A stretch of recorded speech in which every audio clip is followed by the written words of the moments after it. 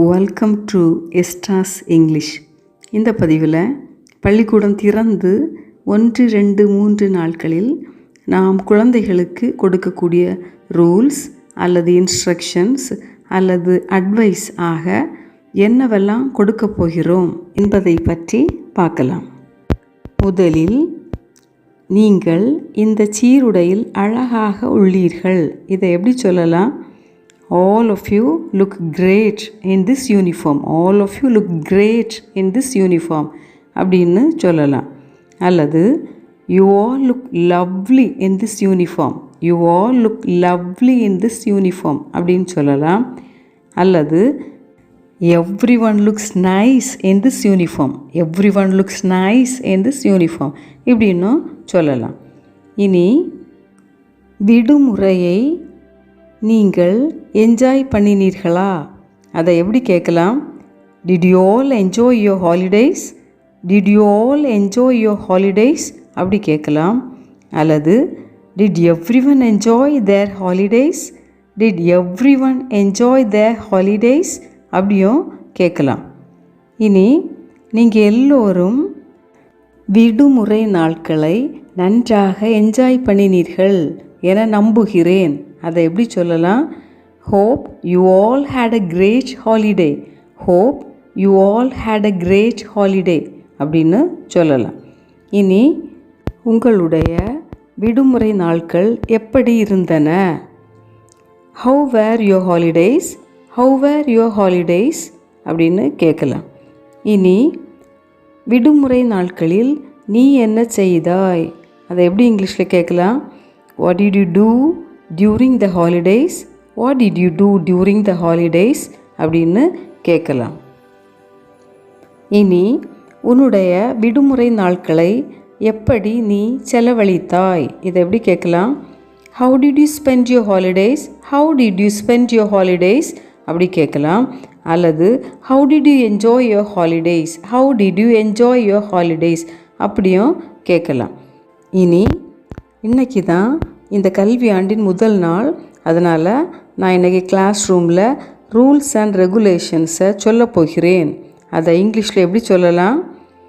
Since today is the first day of the school year, I'll be going over the classroom rules and regulations.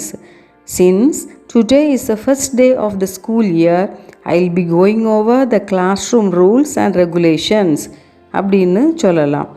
அல்லது It's the beginning of the academic year, so let me explain the rules and guidelines for the classroom.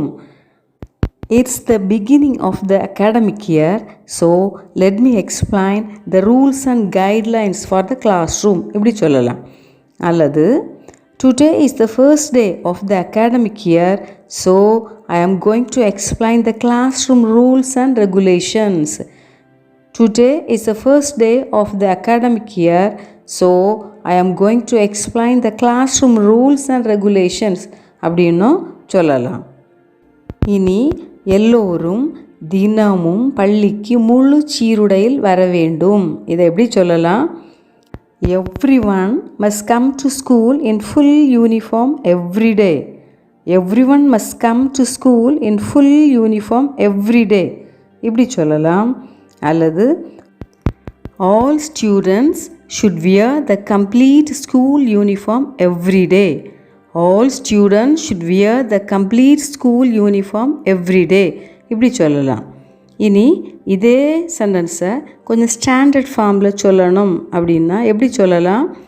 It is mandatory for everyone to attend school in full uniform daily. It is mandatory for everyone to attend school in full uniform daily இப்படின்னு சொல்லலாம். இனி, நீ தினமும் குளிக்க வேண்டும். அதை எப்படி சொல்லலாம்? You should take a bath every day. You should take a bath every day அப்படின்னு சொல்லலாம். அல்லது Daily bathing is necessary. Daily bathing is necessary அப்படின்னு சொல்லலாம். இனி, தினமும் நீ தலை சீவ வேண்டும். அதை எப்படி சொல்லலாம்? You must comb your hair every day. You must comb your hair everyday அப்படின்னு சொல்லலாம். அல்லது combing your hair everyday is important. Combing your hair everyday is important அப்படின்னும் சொல்லலாம். இனி கேர்ள்ஸுக்கான கொஞ்சம் ஹேர் டோஸை பார்க்கலாம். ஷார்ட் ஹேர் உள்ளவங்க ஒன் சைடு போனி டெயில் போட்டு வரணும், அல்லது ஒரு ஹேர் பவ் வைத்து வரவும். அதை எப்படி சொல்லலாம்? Girls with short hair should wear a one side pony tail or use a hair bow. Girls with short hair must wear a one side pony tail or use a hair bow அப்படின்னு சொல்லலாம். அல்லது if you have short hair, you should either tie it in a side ponytail or wear a hair bow. If you have short hair, you can either tie it in a side ponytail or wear a hair bow அப்படின்னு சொல்லலாம். இனி shoulder வர hair உள்ளவங்க big tail அல்லது double பன்ஸில் வர வேண்டும். இதை எப்படி சொல்லலாம்? Girls with shoulder length hair must tie their hair in pigtails or double buns.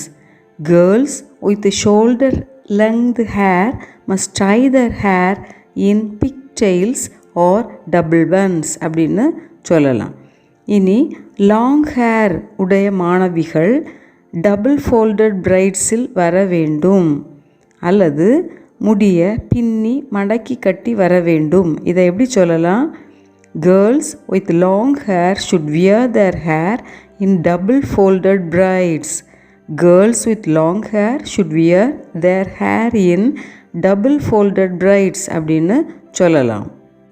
இனி ஸ்கூல் ரீஓப்பனிங் அதோட தொடர்புடைய ஒரு இடியம் அதை பார்க்கலாம். அது என்னன்னா, vibe the slate clean. Vibe the slate clean. நம்ம இப்படி யூஸ் பண்ணுவோம். இதை பழைய தவறுகளை மறந்து சிறப்பாக செயல்படுவோம் அப்படின்னு சொல்லுவோம். அப்போ அதுக்கு பதிலாக இந்த இடியத்தை யூஸ் பண்ணலாம். Let's wipe the slate clean this academic year and do our best.